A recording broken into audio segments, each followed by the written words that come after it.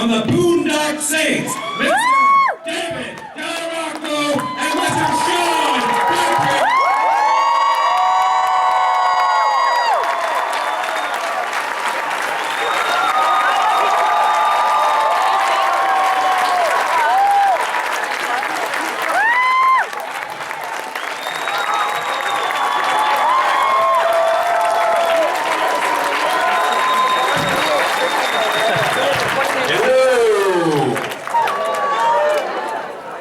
Right. Good! Is it trash? What's happening, kids?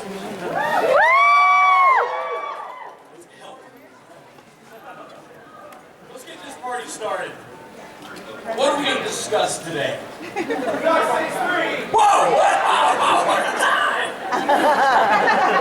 What's that? Boondock Saints 3. Oh, Rock. It's all you, brother. It is being written at the moment. He's been working on thinking about it for the last couple months, and then has been putting it on paper big time this past couple weeks, but it should be normal. Sean, a lot of naked scenes with them in it. And it should be fun. The script is really good, of course. The requests were, we need more trouser worm. So Troy started writing more trouser worm. A lot of showers, and having pillow fights with their speedos.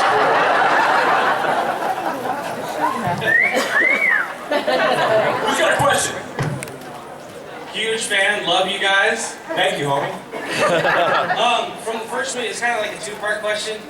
Were you guys on set when it was filmed, and if so, what was your initial reaction to? Did you just say, were we on set when it was Well, I want to be sure. Are you fucking here? Are you here while you're asking me this question? Is that a trick question? Who's here? Yes, we were there. We were actually there. It's a fucking hologram like that P. Diddy shit. Fucking protect him up there. It'll be the same. They won't notice a thing. What was your? This is actually happening right now. Go ahead, brother. What was your reaction to seeing Willem Dafoe dressed up as a hooker? My reaction to just seeing Willem Dafoe is pretty fucking cool. I was like, Willem Dafoe! We walked on set, I was like, much less dressed up like a hooker. Was that a trip? It's like, some dudes make pretty women, he makes them fucking scary women.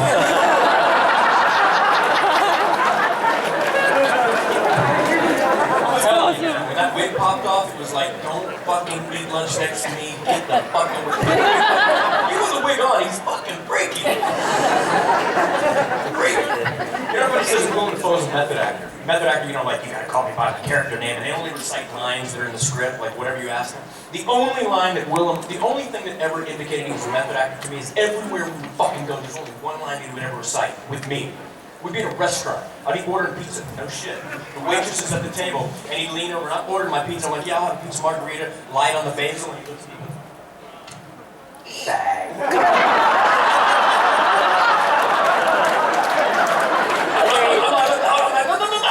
I'm like, she's like, sure. I'm like, no. We're at a stoplight, waiting for it to say walk. There's a crowd of people around there just staring at Willem Dafoe, because back then nobody knew who the hell I was, but they're looking at Willem Dafoe, and he looks at me and goes,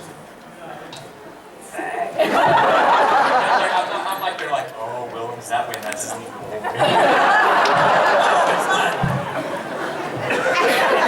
He was a good dude, he's a funny cat, though. It was cool seeing him. It was an honor to work with a cat like that. Thank you very much. We love you guys. And this shit really just happened.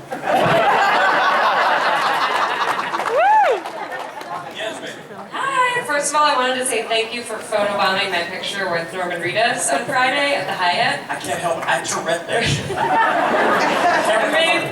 It made a really, really good picture. It was great. So I am reading a question from the Frankly Chat app, and a fan asks, what are both of your personal favorite lines in the movie? That's all you know.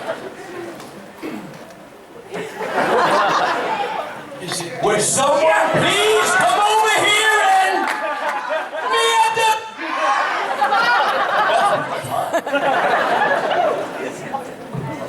is it dead? When we did it, Troy said, you know, when you're all against the wall over there, wait a beat and then say, is it dead? And they didn't know that I was going to do it. I could feel the tension where they wanted to laugh, but they stayed in character. Bullshit. Let me tell you how this shit really went down. This was a fucking air cannon, right? And we could stuff all kind of shit in this air cannon, and we blew it. We shot this on the loading dock in Toronto, right by what they call the beach. In Toronto they call it the beach, it's fucking lake. But just totally different story. But me and Troy and Norm were out there just launching shit into the lake because we had an air cannon. That's what it's like. Okay, give us a bunch of air cannon. So we launched all kind of shit in the lake. And this thing sounded like a 12-gauge shotgun. Rocco was never back there with us. So on the day, we're filling it with spaghetti, tomato sauce, all kinds of stuff, splatter on the wall. And Rock goes, Sean, is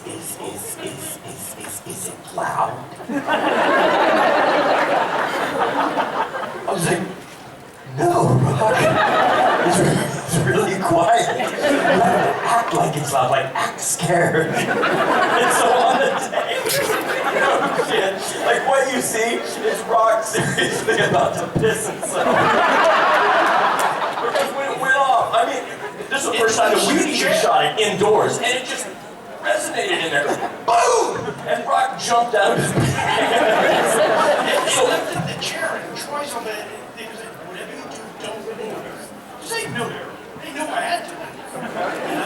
So what you see is Rock scared shitless, and me and Rita's trying not to laugh at Rock. So we're like, oh, is it dead? And we only shot it once, and that's the ticket we used, man. God bless Rock.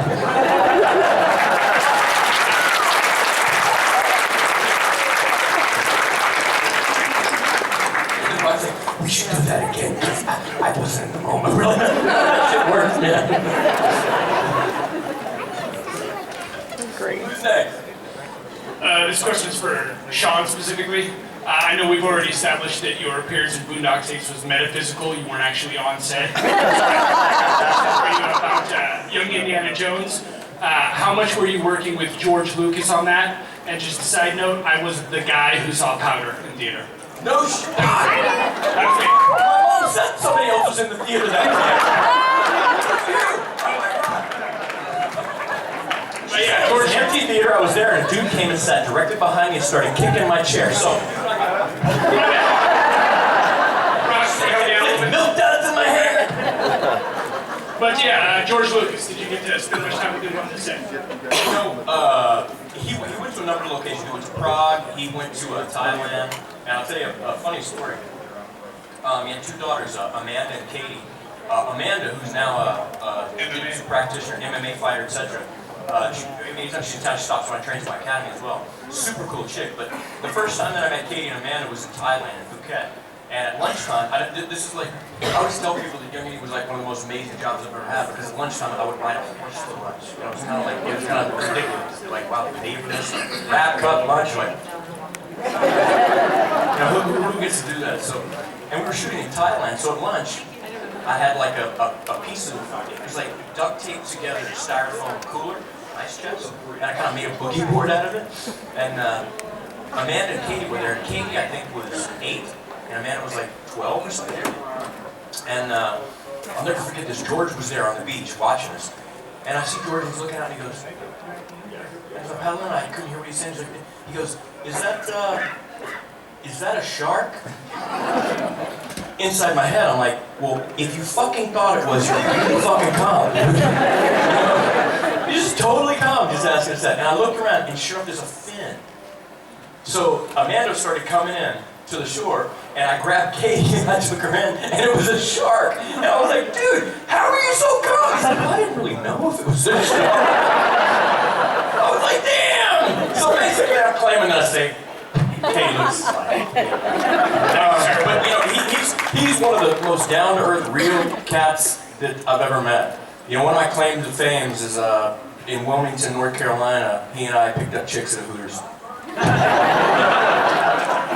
George. No, he's a super, super good dude. He went to a few locations, not enough, because you know it's an honor to say you worked with a cat like George Lucas, and he was one of the most realistic, down-to-earth, real people I've ever met. So it was an honor. It really was. Okay, I want to interject something here. Oh shit. It's a horse story. When, as he said, he knows how to ride horses. He's from Texas. He did that stuff.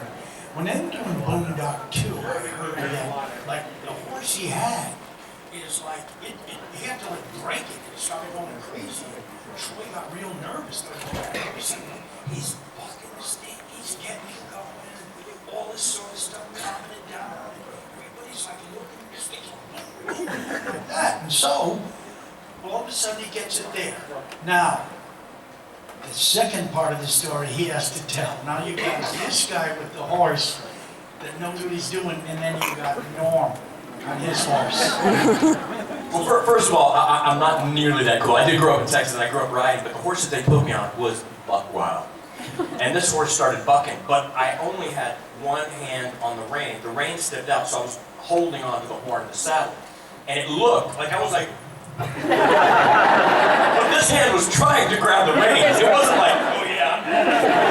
It looked like I was totally in control. You know, the rear end is up, the front end is up. And, I mean, I'd done that before, and because I come from Texas, but this was unintentional. I looked really cool, but inside I was like,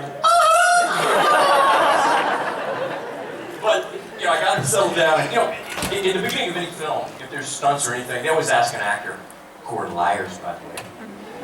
So, you know, this requires some horse riding. Can you, oh, yeah, hello, can you ride? Yeah, equestrian, many years, English, Western, whatever, high jumps in. So they asked Norm, Norm's like, yeah, I can ride a horse. But to an actor, what that means is like, if you crane me on the horse and the horse doesn't move, will I fall off? If you prop me up there, I probably won't fall off this fucking thing. But he told everybody he could ride. So they craned Norm up, put him on the horse. You know. Meanwhile, the last 10 minutes, I was fucking straight-ass rodeo. Got him calmed down. Now, there's things that I can do and things that I can't do. For example, I can ride a horse. I can't roll a cigarette. So if you watch part 2, I'm like... Meanwhile, Regis is like...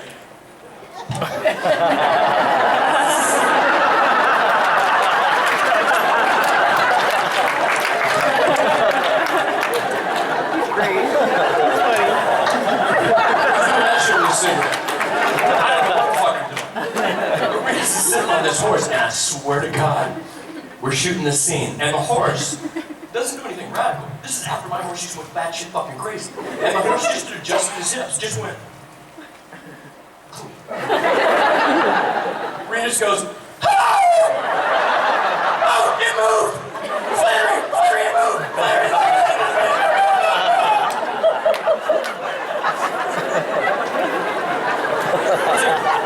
Did you still fucking say that? I know what you did. He's gonna move more. Like, fuck off, I'm taking her and look at this school. It's gonna get into. Okay, just tell us not to move. I'm like, I don't speak fucking English.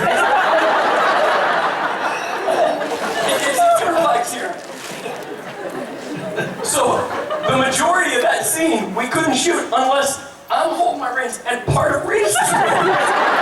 He said, just hold on to a minute. That thing's not fucking going. I'm thinking, like, it's not gonna fucking go anywhere, Regis.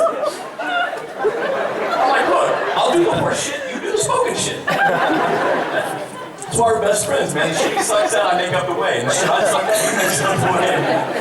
That shit really happened too, no hologram.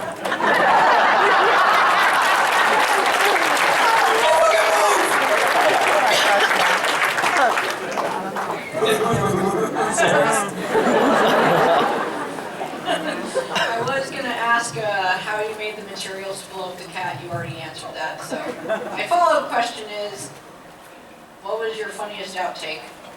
Oh, there's so much shit we can't even show. Seriously. I'm blown away that they gave us cameras and said, go and make a film. We're like, really? Shit. There's so much shit. If you had to pick one. And that tells you like what kind of shit Rock's like,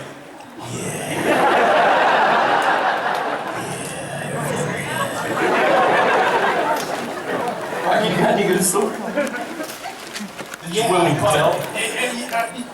One of these outtakes, we were having beer at my mom's place or something, and a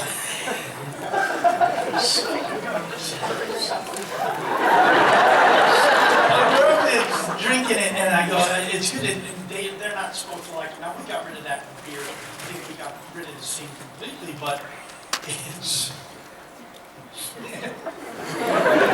Flanery just started with this, it's my mom's beer, and then he just started going off on the mother jokes. And because I'm using my same last name in the movie, I'm just over there thinking, oh, poor mom. You know, 'cause you had to be there. Let me tell you this, man. Rock needs subtitles. Because that motherfucker is a genius of another level of genius altogether. Let me tell you, the first time that I ever fucking met Rock, he walks onto the set, and I'm sitting in a chair, and he walks up, and he just stumbles, and he comes up, sits next to me, kind of looks at me, looks away, kind of looks at me, looks away. He goes, "What?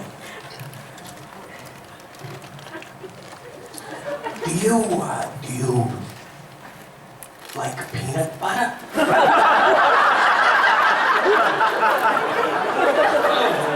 I said, "Yeah, Rock. I like peanut butter." Rock's reaction was, "Yeah." He just fucking laughed, like, that's all I wanted to know. He fucking laughed. One time we landed in St. Louis, and Rock goes, we're in this limo driving to this thing, and Rock goes, did you know that in St. Louis here, they have the Bowling Hall of Fame?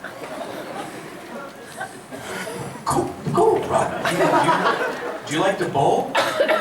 No.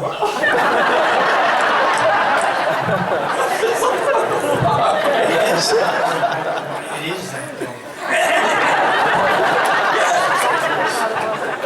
And then he'll be given like probability curves of like some Nietzsche forecasting with the economic future and results of Bitcoin exchanges, and I'm like, is that the fucking same peanut butter guy?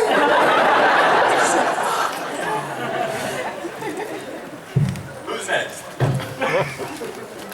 Alright, so I totally failed because I literally just saw the Boondock Saints like last Friday. Better late than never. But literally, it is my favorite movie, like, well, Die Hard is, but it's like,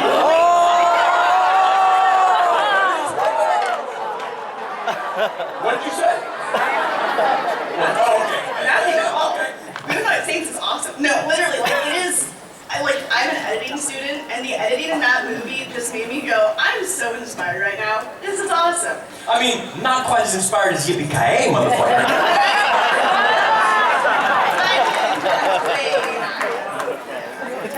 But so my question, since he's not here, what is your favorite penis story? Willis? What?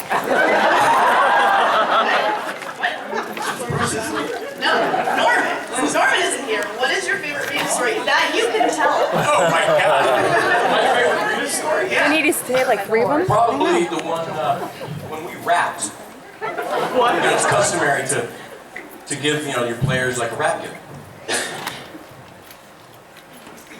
Obviously, I came up and I said, hey, Rita's still working with you. This is the first movie. There was a Winchell's or a Dunkin's, I forget. Across the street, there was an American donut store. He's got to catch a dozen glazed donuts. He's like, oh, cool, man. Thanks, man. Next day, I came to set. We're on the making drum. I'm like, dude, you eat those donuts, man? He's like, no, man, they're still in the drum. I'm like, dude, get them. Fucking glazed donut. Kill them, man. Eat them. He's like, okay, yeah, okay. I could tell he thought, what the fuck's wrong with this guy? The next day, I'm like, dude, did you eat the donuts? They're fucking killer. They're American glazed donuts. He's like, yeah. So he goes, he eats a couple donuts. I went back, at lunch. You eat some more? He's like, yeah, a couple more. Yeah, he ate a couple more. Then, like a week later, after rap, I sent him a card. And inside the card is me sitting on a Barca lounger in my birthday suit. Boom! With a glaze around my Jimmy Johnson. Welcome to the movie business, Sting.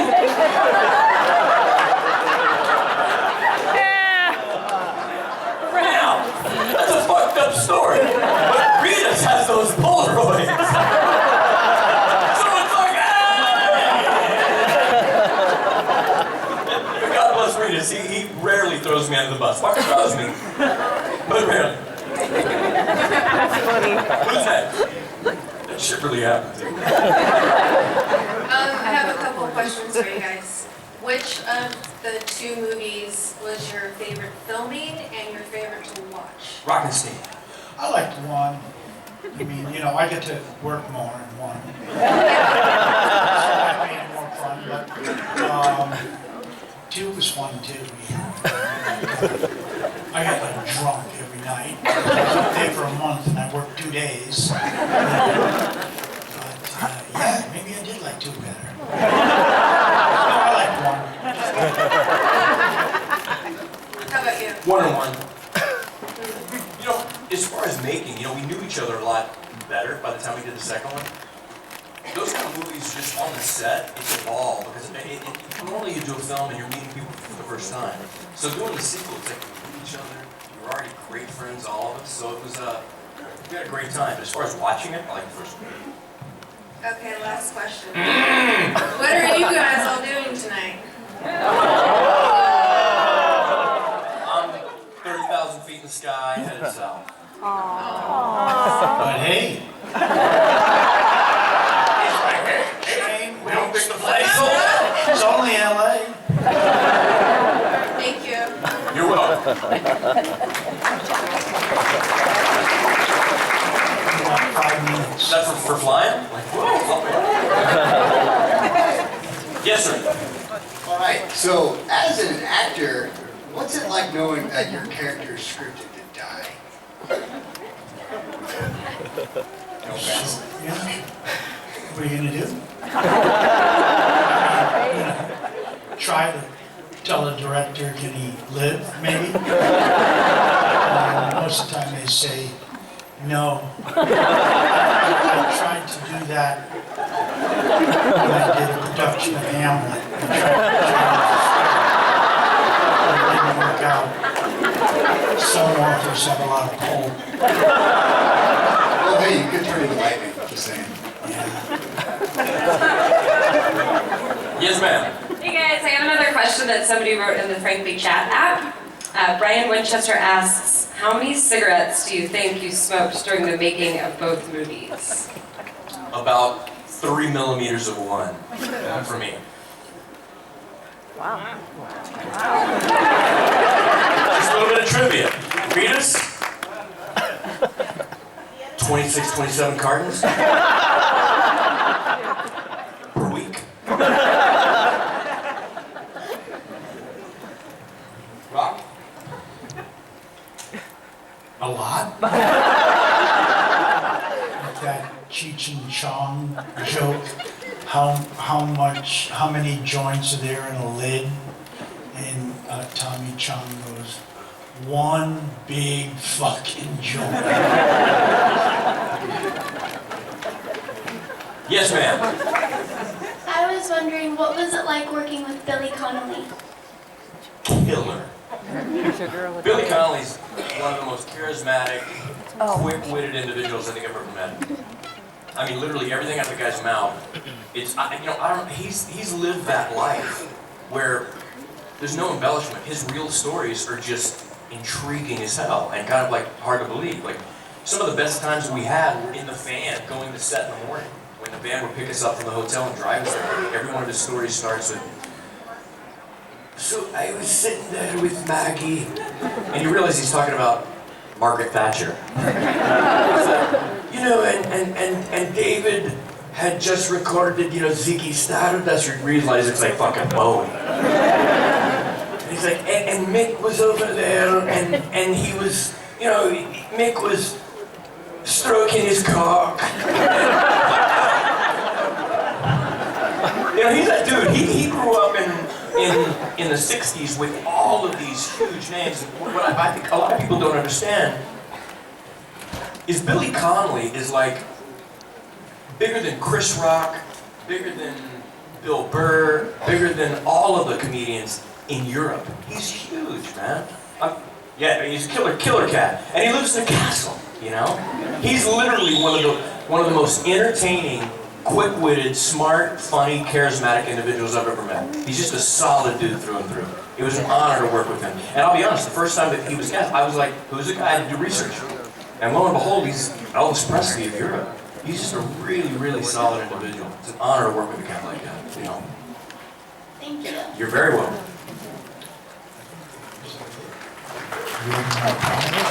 Yes, sir. 3 minutes. Hi. I was wondering, because in the first movie... First of all, there's lights in my face I can't see. Now I can tell your voice is a woman, but there's lights in my face, I'm guessing. I'm like, yes, sir. I'm like, okay, and it's like, hello. I'm like, oh, shit. Go ahead, man. In the first movie, in the deleted scenes that came on the DVD, one of my favorites is the phone call with your mom from Ireland. I was wondering if there are any of the deleted scenes that you wished had made it into the movie. And secondly, I was wondering if you guys got to enjoy the Jamesons. Yes and yes. There's so many deleted scenes. I mean, that's what kind of happens whenever, you know, you turn friends loose in front of the camera. You know, it's a lot of that stuff is pretty real. You know, that's our physical vernacular. That's the way that we treat each other on camera and off camera. You know, that's what friends do. So there's so many scenes that they could have put in the film. I thought the conversation to mom should have been in the actual movie. You know, I enjoyed that whole storyline. You know, so Rock. Yeah, Troy mentioned how he was really upset afterwards that he didn't put that mother. That was pretty funny. You know, really wish he put it in. Really wish he put it in. Dude, that's their little thing. That's a secret. But, good shot. That's something we got to contact our parents to find out. But listen here, guys. I think I can speak for myself, Rock, Rita's, all of us. It's really an honor to come out to a place like this and have a room filled up with people that just want to hear your stories about, you know, your life or making a film. You know, we'd be so lucky to have a career where there's one movie that you made that's you know, that's a cult film, that's an iconic film, and the recipe for a cult film, there really is none. A lot of people say, like, how do you set out to do that? You don't.